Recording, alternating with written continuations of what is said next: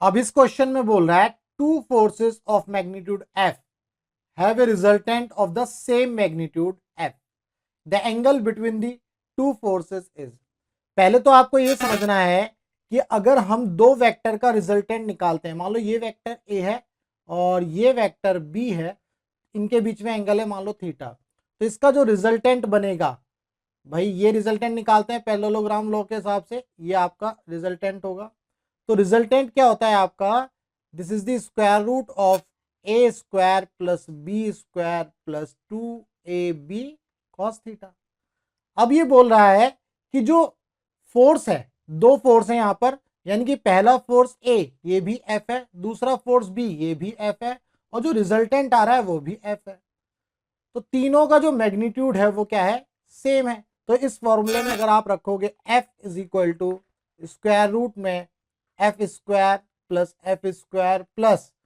2f square cos theta, यहां से इसका स्क्वायर रूट हटा सकते हैं इस तरह से, ये F square is equal to F square plus 2f square cos theta, दोनों साइड स्क्वायर कर दिया, लेफ्ट हैंड साइड और राइट हैंड साइड।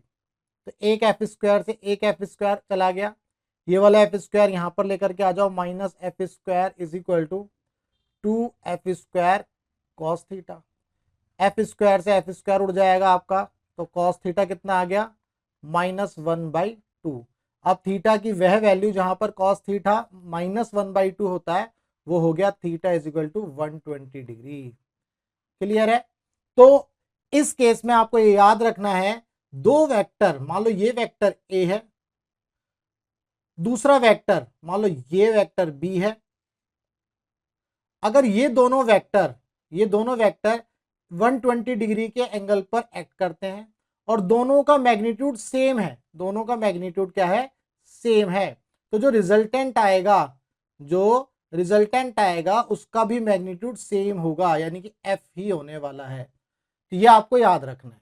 क्लियर है? तो इस क्वेश्चन का जो आंसर आ गया सेकंड ऑप्शन करेक्ट है, 120 डिग्री।